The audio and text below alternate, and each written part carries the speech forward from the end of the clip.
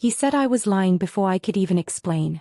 The words were still stuck in my throat, the test still warm in my shaking hands, but his reaction was cold enough to freeze my spine. I thought he'd be shocked, maybe silent, maybe even scared. Instead, he laughed. Loud, bitter, and sharp enough to cut me in half. You? Pregnant with my baby? Try harder, he said, like it was some kind of bad joke. My lips moved, trying to make sense of his voice. But he wasn't done. I told you not to get too attached. I'm not ready to be a father. And I'm definitely not stupid. His words weren't just cruel. They were planned. He didn't even look surprised. It was like he had rehearsed this rejection for weeks. I stood there, frozen, unsure whether to cry or scream. He walked away without looking back. No questions. No concern. No hesitation. As if I had told him I bought the wrong toothpaste, not that he was going to be a father. The worst part wasn't even him. It was what followed. His friends heard about it within hours.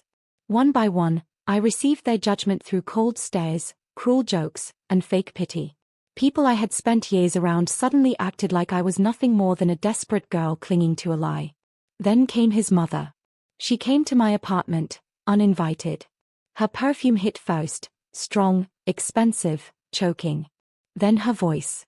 "Sweetheart," she said with a smile that didn't reach her eyes, "don't ruin your life chasing my son. He's not yours. And neither is this fantasy you're selling." I didn't say anything. I couldn't. I felt like if I opened my mouth, I'd vomit all the pain I had swallowed that day. She left a check on my table before walking out. I didn't touch it.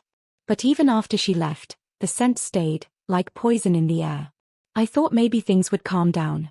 Maybe if I stayed quiet, they'd stop. But instead, the rumors grew louder. I became a walking headline. Girls whispered about me in bathrooms. A co-worker I trusted told our manager I was unstable. They said I faked it for money. One person even said I used Photoshop to edit the pregnancy test. I didn't even know how to use Photoshop. 2 weeks later, I was fired from my job. They didn't say it was because of the rumors, but I could see it in their eyes. No one wanted to deal with the liar girl. My landlord increased rent, saying my situation made other tenants uncomfortable. I had nowhere to go. I had nothing left. I didn't cry the day I left town. I had already used up every tear my body could produce. I packed everything into 2 bags, one for my clothes, one for the baby's future. I didn't say goodbye to anyone. There was no one left to say goodbye to. The bus ride was quiet. The roads blurred into each other. I kept looking at the empty seat beside me, wondering what it would have been like if he had believed me. Just once. Just enough to ask if I was okay. But the seat stayed empty, just like every promise he ever made. I arrived in a small town, far from everything familiar. I found a room for rent from an elderly couple who didn't ask many questions. They just looked at my tired face, saw my belly, and said, "You can stay." It was the first kindness I had felt in months. I almost cried on the spot. I got a job at a bakery. It didn't pay much, but the owner, Mrs. Langford, gave me extra pastries to take home every night. She said I looked like someone who needed sweet things more than money. She wasn't wrong. Every day, I worked on my feet until they hurt. My back ached. The baby kicked like a tiny drummer inside me. But I kept going. I had no choice. I was alone now, but I wasn't empty. Something inside me was growing stronger, not just the baby, but the fire to survive. One night, I wrote a letter. To him. I didn't plan to send it, but I needed the words out of my chest. "I'm not lying," I wrote. "Even now, I'm still not lying. But one day, you'll wish I had been. Because lies fade. But the truth has a way of coming back when you least expect it." I folded the letter, sealed it, and left it on the kitchen table. It stayed there for days. Then I threw it in the trash. He didn't deserve the truth. Not anymore. My belly grew.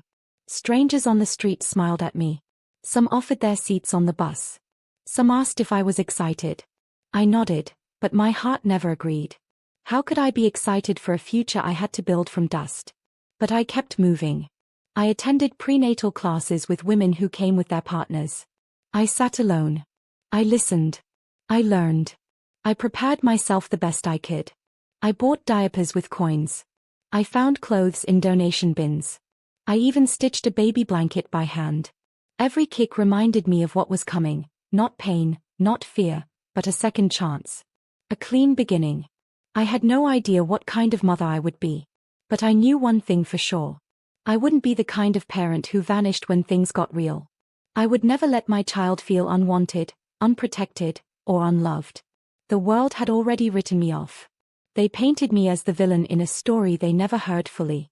But I wasn't done writing. This was only the first chapter. And the next one? That's where things begin to change. For me. For the baby. And for the man who thought walking away meant winning. Because one day, he'll knock on my door. And I won't answer it with tears. I'll answer it with power. The first night in that town, I couldn't sleep.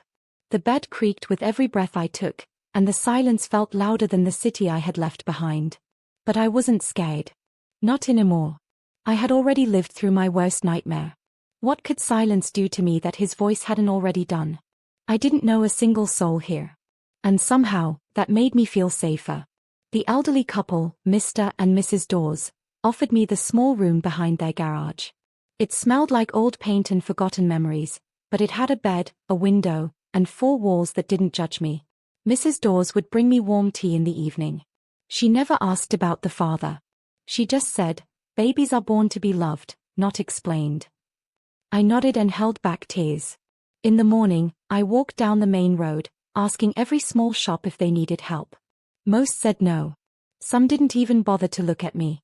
But the third shop, a cozy bakery with pink curtains and a crooked sign, told me to come back the next day. I did. And that's how I started working for Mrs. Langford.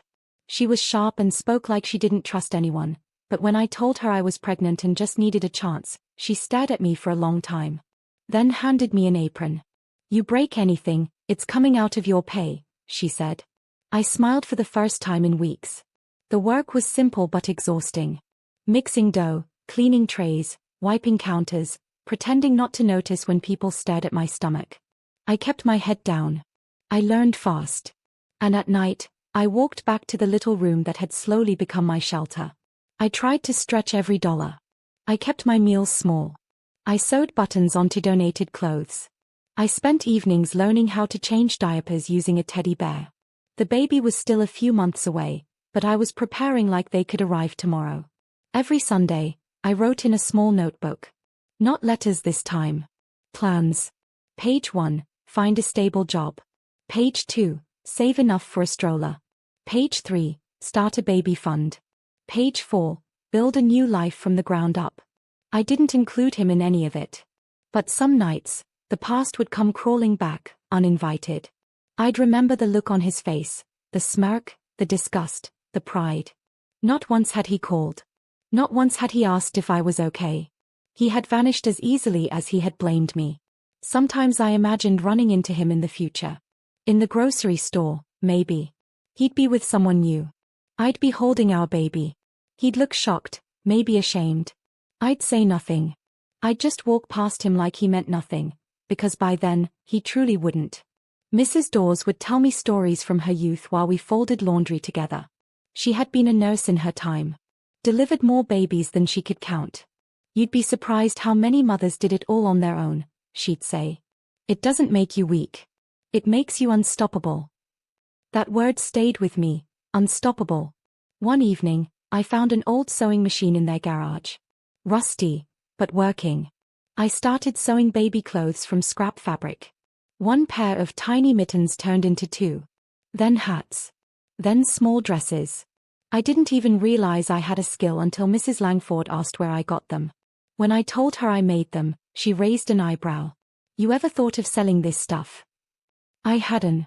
But now I couldn't stop thinking about it. She gave me a small shelf at the bakery to display a few pieces. Just a trial. By the end of the week, they were gone.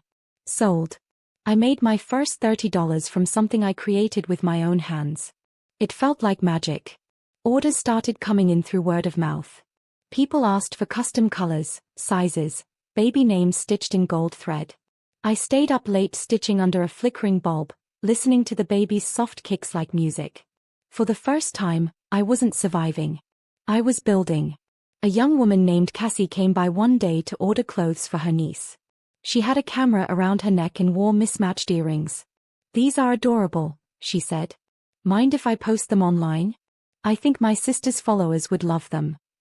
I shrugged. "Go ahead." 2 days later, my phone wouldn't stop buzzing. Cassie's sister was a parenting blogger with thousands of followers. People started messaging me for orders. I had to buy more fabric, more needles, more time. The money wasn't huge, but it was enough. Enough to start dreaming. Enough to feel proud. Enough to believe that maybe the future wasn't just a sad version of what I had lost, but something better. I still didn't have much, but I had enough to send a clear message to the world. I wasn't the weak, needy girl they laughed at. I wasn't the liar they labeled me. I wasn't the burden he had thrown away. I was a mother now. One who had stitched strength out of pain, made peace out of silence, and built a future from the ruins of betrayal. I walked past a mirror one night and barely recognized myself. Not because I looked tired or bigger or older, but because I finally looked like someone who knew exactly who she was. No man could take that away from me now. And deep down, I knew something else. He hadn't just lost a child. He had lost the woman I had become. But he didn't know it yet. Not yet. Because while I had spent my nights preparing for the baby's arrival, he had spent his pretending I didn't exist. Soon, he'd find out how real I was. And when he did, it would be too late to undo the damage. Because by then, I wouldn't just be surviving. I'd be unstoppable. The day my baby was born, the world felt still for the first time in months. It wasn't quiet, not really. The room buzzed with nurses, beeping machines, the rush of footsteps. But in my head, there was silence, that kind of deep silence that comes when life changes in an instant. She came into the world with a scream louder than I had ever imagined, but it didn't frighten me. It healed me. Her tiny fists curled tightly, her face scrunched in confusion, and just like that, all the fear I had carried disappeared. I cried, not because I was scared, but because I finally had something that was truly mine. She had his eyes. I hated that at first. But then she blinked and looked at me like I was her entire universe, and I realized those eyes weren't his anymore. They belonged to her. I named her Aurora. Not after anyone. Just because it sounded like a new beginning. The hospital stay was short. I didn't have family coming with flowers or anyone waiting outside to take me home. But Mrs. Dawes came with a handmade blanket, and Mrs. Langford baked me a lopsided cake that said "You did it" in shaky icing. That was more than I ever expected. The nights that followed were hard. Sleep was broken into scattered minutes. My body ached. My thoughts raced. But every time I held her, every time she gripped my finger or laid her cheek against my chest, I remembered why I had survived all that came before. The baby clothes orders didn't stop. In fact, they increased. My online page, which Cassie had helped me set up, started gaining traction. People weren't just buying clothes, they were reading my story. My silence had turned into strength, and people were responding. Messages poured in. Women shared their own betrayals, their own children, their own fresh starts. Some even sent me pictures of their babies wearing clothes I had sewn at 2 a.m. with shaking hands and tired eyes. I wasn't just a single mom anymore. I was a business owner. A survivor. A voice. But he still didn't know. I thought maybe someone from our old life would mention it to him. Maybe he'd see a post, recognize a name, feel something. But if he did, he gave no sign. There were no calls. No texts. Not a whisper. That silence used to make me feel small. Now, it made me angry. He didn't just walk away from me. He walked away from her. From Aurora. From the chance to hold her, protect her, love her. I took a picture of Aurora each week. I had a folder filled with milestones he'd never witness. Her first smile. Her tiny toes curled in sleep. The way she stretched like a cat when she woke up. Every moment felt like proof that she didn't need him to become beautiful. One afternoon, when Aurora was about 6 months old, I took her to the town fair. I had a booth for my baby clothes, a cute setup with string lights, photos, and a banner Cassie helped me paint. Business was steady. Mothers and grandmothers passed by, cooed at Aurora, bought matching sets. That was the day everything changed. Because someone from the past found me. Not him. His best friend. Nate. I hadn't seen Nate in over a year. Last I remembered, He was the one laughing the loudest when the rumors started. But when he stopped in front of my booth, holding a bag of popcorn, he looked like he'd seen a ghost. "Is that her?" he asked, pointing toward Aurora, now chewing on a teething ring with messy joy. "Yes," I said, voice calm. "This is my daughter." Nate blinked. "Your daughter? With?" I didn't answer. He knew. He rubbed the back of his neck, looking uncomfortable. "I thought you left. No one heard from you. He said you disappeared." I smiled, but it didn't reach my eyes. He made it clear I wasn't welcome. "Yeah, he thought you were lying." "I know. He made that very clear too." Nate looked at Aurora again. "She looks like him." I try not to think about that part. He stayed quiet for a moment, then said something I didn't expect. "He's not okay. Actually. He's a mess. Drinks too much. Doesn't talk to anyone. Quit his job a few months ago. Just sits around. Keeps saying he ruined everything." I raised an eyebrow. Funny how truth catches up eventually. Nate nodded. "He's been talking about you lately. Regrets. What ifs? Says he made the biggest mistake of his life. That maybe you weren't lying after all." "Maybe," I said, my voice sharper than I intended. "He destroyed my life on a maybe." "I know. That's why I came. To see for myself." He looked at Aurora again. His expression softened. "She's beautiful. She's more than that. She's mine. She's brave and loud and alive. And she got here without him." Nate sighed. "He deserves to know. Don't you think?" "No," I said without hesitation. "He doesn't deserve anything. He had a choice. He made it. This," I gestured to Aurora, to the booth, to everything I had built, "was made from the pieces he left behind." Nate gave me a card. "Just his number. If you ever change your mind, even if it's just so he can see her once." I didn't say anything. I just put the card in my bag. That night, I watched Aurora sleep. She looked peaceful, wrapped in the same handmade blanket from the hospital. Her thumb barely touched her lips. I stared at her and whispered, "You don't need him. But if he ever dares to come back, I'll be ready." I didn't know what I would do yet. Part of me wanted him to come crawling. Part of me wanted him to stay gone forever. But either way, it would be on my terms now. He thought I was lying about the baby. Now he'd have to live with the truth. And the truth? She was perfect. And she was real.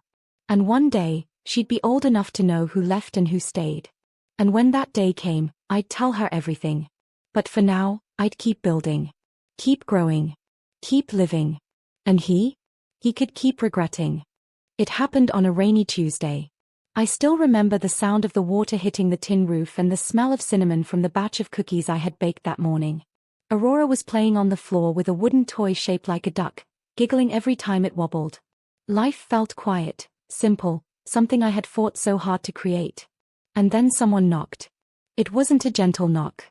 It was hesitant, almost like the person behind the door wasn't sure if they deserved to be standing there. I opened it with Aurora still in my arms, her chubby fingers tangled in my hair. And there he was. Soaked. Pale. Almost unrecognizable. His eyes locked on mine first, unsure, pleading. And then they dropped to the small bundle on my hip. His lips parted slightly, and I saw it, the disbelief, the ache, the shame. He whispered her name like it was a question, like maybe if he said it soft enough, it would hurt less. "Aurora." I didn't say anything.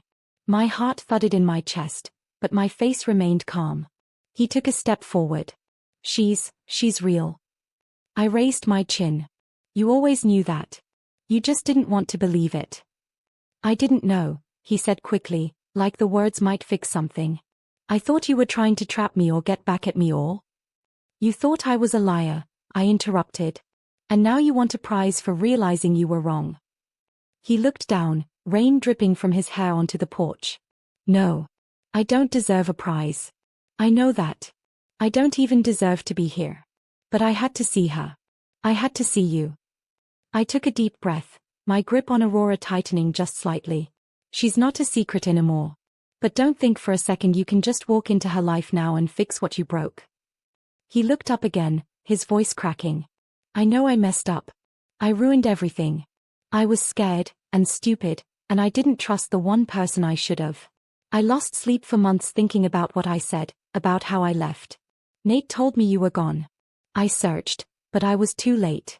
Every day, I imagined meeting her. I thought maybe you'd let me hold her. Just once. She doesn't know who you are, I said sharply. She's never even heard your name. His face crumbled. I saw guilt crash over him like a wave. For a moment, I felt something, not sympathy, but a familiar ache. A reminder of the love I once had for the man now breaking down on my doorstep. I thought of calling so many times, he whispered. But what could I say? That I wanted back in after everything? That I believed you now just because I was lonely? I raised an eyebrow. Is that why you're here? Because you're lonely? No, his voice was firm. I'm here because I made a mistake that's been eating me alive every day.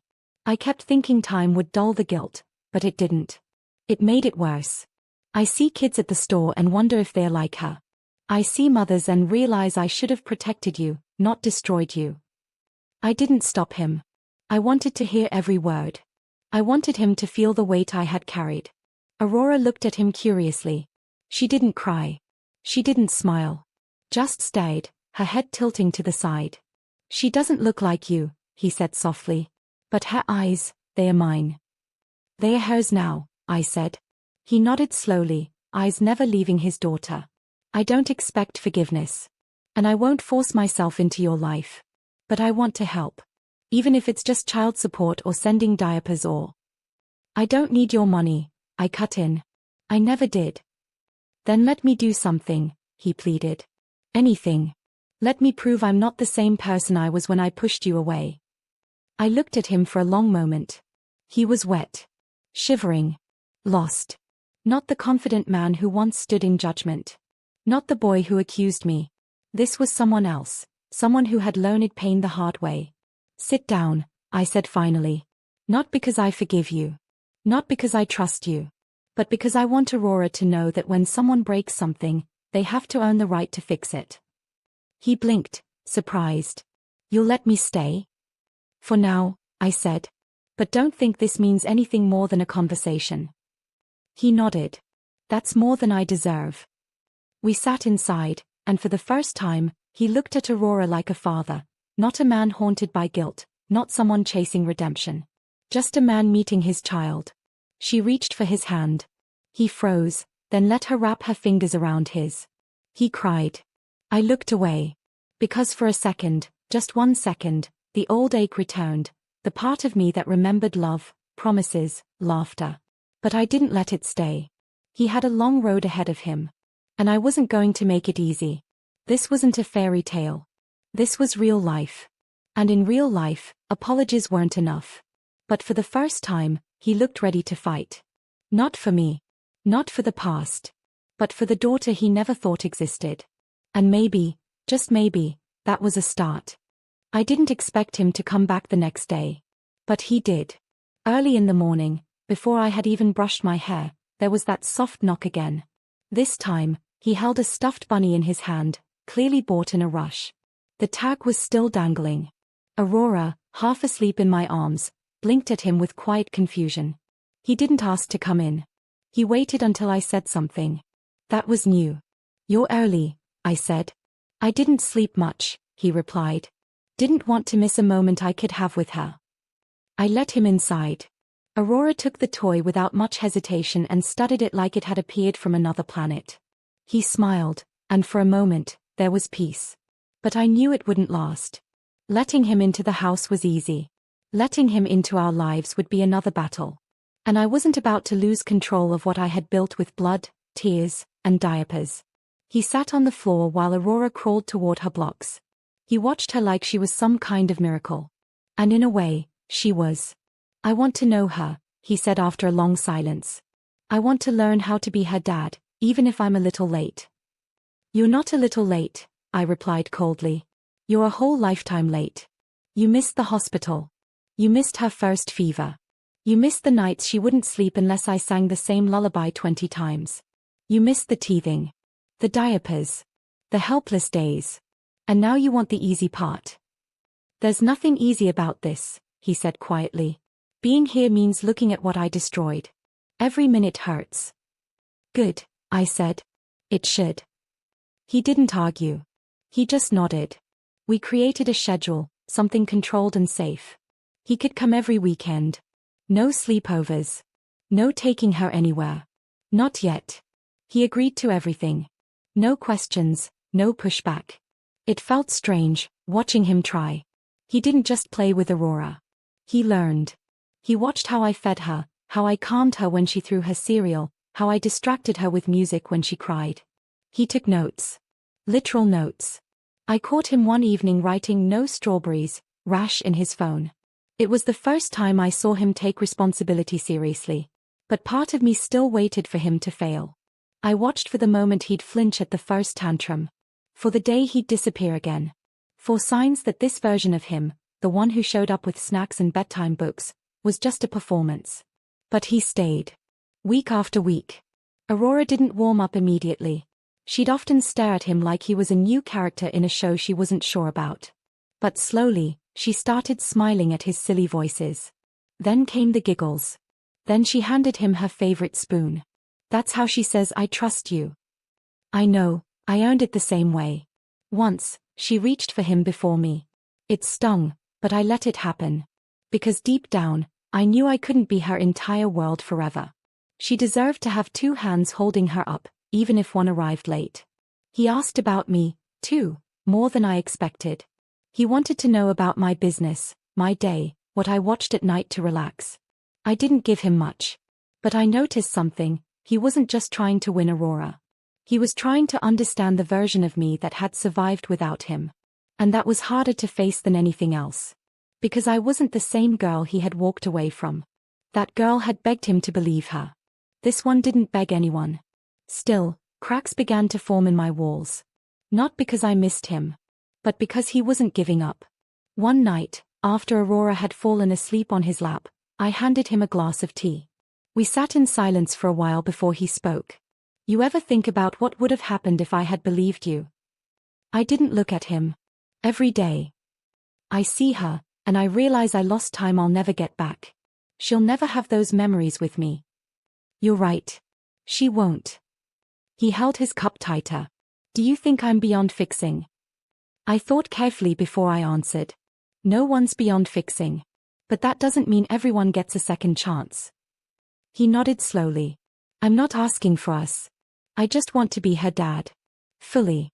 I want to change diapers, wake up early, deal with tantrums. All of it. You're 600 diapers late, I said, half joking.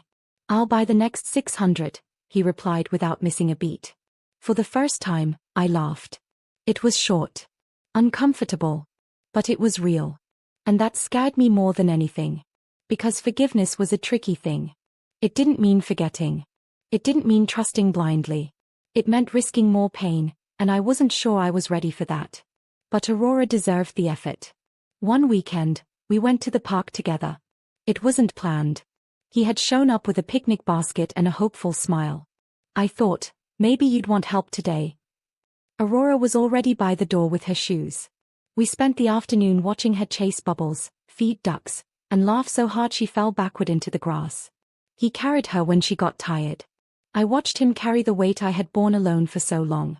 Something inside me shifted that day. Just a little. Not because I loved him again. But because I saw him becoming someone I might be able to trust.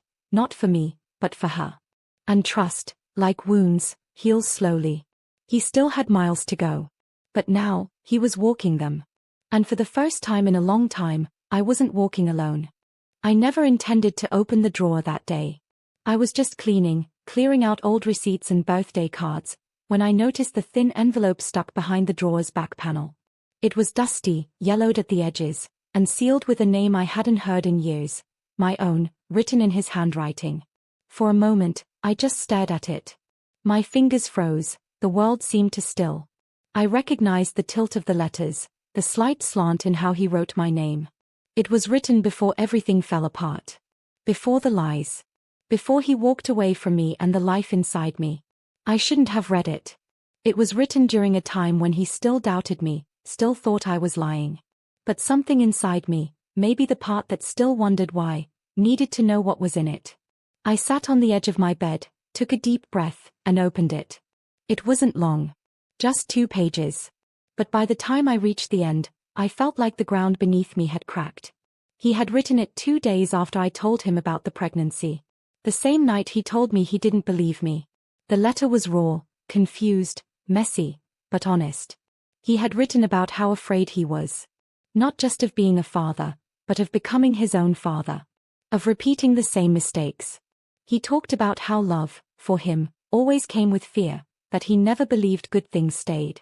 He questioned whether I really wanted him or if the baby was just a way to hold on to a life I would regret. And then there was the line that hit hardest. If it's true, if the baby is mine, I'll spend the rest of my life trying to make this right. But I'm scared I've already ruined it before it began. He never sent it. I sat with that letter in my hands, heart thudding, thoughts spinning. Why had he kept it? Why hide something like that? Did he forget it was even there? Or had he buried it the same way he buried his guilt? I folded it back carefully and placed it on my nightstand. I didn't know what to do with it. But I knew one thing, I couldn't ignore it. The next time he came to visit, I didn't mention it. I watched him with Aurora, watched the way he tied her shoes, helped her pick flowers, wiped her nose without complaint. He was trying. I couldn't deny that anymore. And yet, part of me felt betrayed all over again.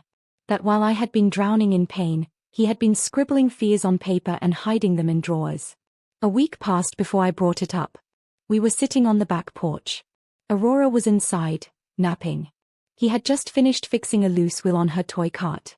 I found something, I said, sliding the letter toward him. He didn't need to open it. One look at the envelope and his face turned pale.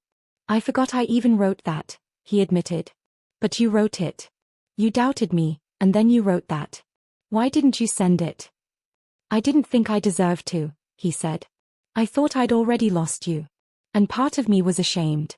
I kept thinking if I just ignored the pain, it would go away. It didn't go away, I whispered. It grew. Inside me. And I had to survive every day while you stayed silent. I know. I failed you.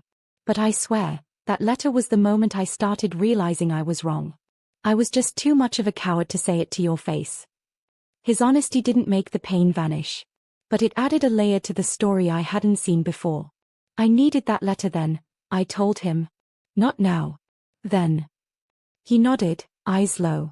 I know. Silence stretched between us. But this time, it wasn't full of anger. It was full of sadness. Shared sadness. And maybe that mattered. Do you still mean what you wrote? I asked quietly.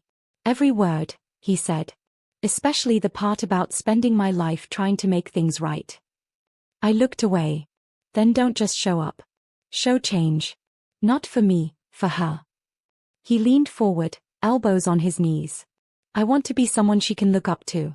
I don't care how long it takes. And if one day she asks me why you left, tell her the truth, he said without flinching. That I was scared and stupid. But also tell her I never stopped wanting to be in her life once I understood. That was the first time I believed he wasn't here for redemption.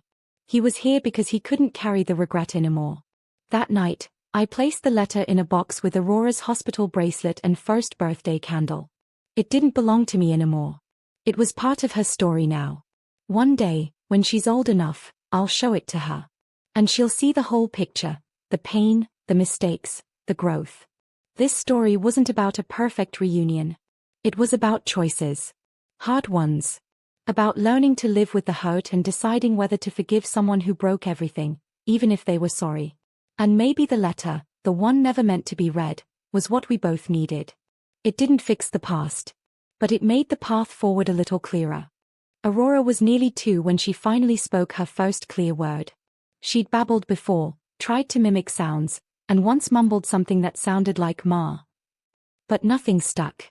Until that one sunny afternoon when she pointed at the man beside me and said it, full of clarity, joy, and certainty. Daddy. The man she pointed to wasn't him. It was my best friend, Caleb. He froze. I froze. Time stood still. Caleb wasn't her father, not by blood. But he had been there. Through every diaper change, every tear, every fever. When I went into labor and had no one to drive me to the hospital, it was Caleb who rushed from work. When I cried over bills or felt like a failure, it was Caleb who sat beside me, sometimes just holding my hand, sometimes telling jokes so bad they made me laugh through the tears. He never tried to replace anyone. He never even asked what happened between me and her real father. He just showed up, consistently. Aurora grew up seeing him, hearing his voice, feeling his care. To her, he was comfort. Safety. Familiar. So when she called him Daddy, I didn't correct her. I couldn't. Because, in her tiny heart, that was the truth. But then, her real father walked in. With his usual soft smile and a bag of groceries. He paused when he saw Caleb holding Aurora and the way she giggled at him like the sun rose for him. Hey, he said, like nothing was wrong. But I saw it, the flicker in his eyes. The way his hand gripped the bag a little tighter. The hurt he tried to hide. She said her first word today, I said. His face brightened. Yeah. She said. Daddy. For a moment, he looked like he might fall over from joy. She called me? I shook my head slowly. Not you. His smile died. Oh. Caleb, I said gently. She pointed at Caleb. He looked between the two of them. Caleb, who now looked like he wanted to sink into the floor, and Aurora, who had no idea her small voice had just shattered something sacred. There was a long silence. The kind where breathing feels like betrayal. He set the groceries down and walked toward her slowly. Hey, baby girl, he whispered. You know me. Aurora looked at him, blinked, and turned her attention back to the crane in her hand. No recognition. No reaction. I saw his heart break. He stepped back, his voice shaky. It's okay. I deserve this. I missed too much. He didn't storm out. He didn't yell.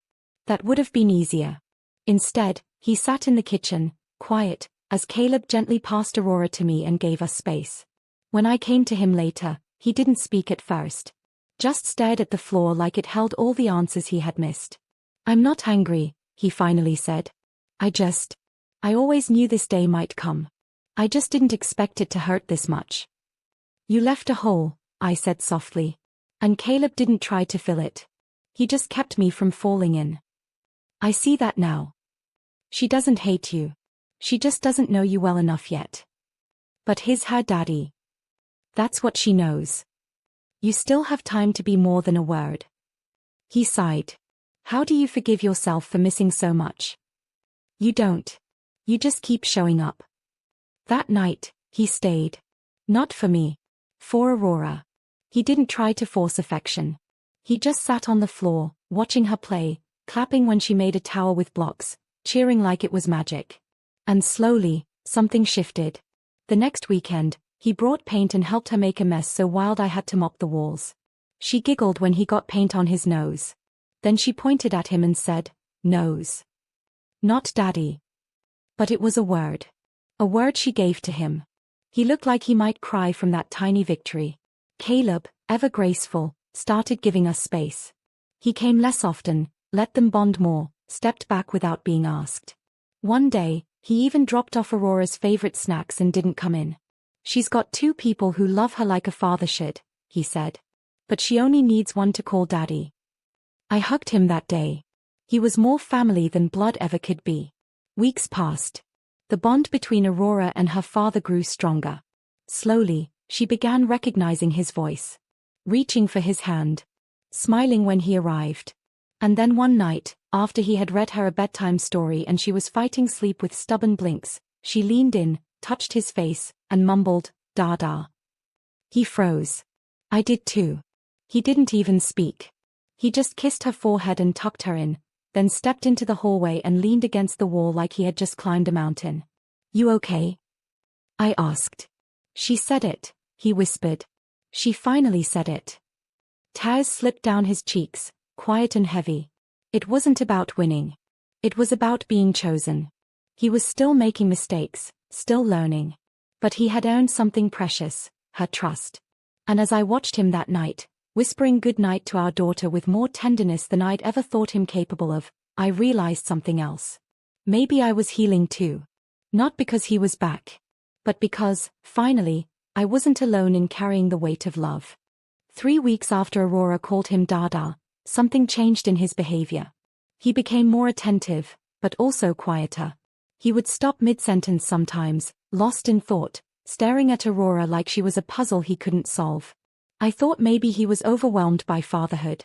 Maybe the weight of guilt was still too heavy. But I was wrong. One day, he asked if he could take Aurora to the zoo. I agreed, as long as Caleb went along too. They were gone for hours. When they returned, Aurora was excited and holding a small stuffed panda.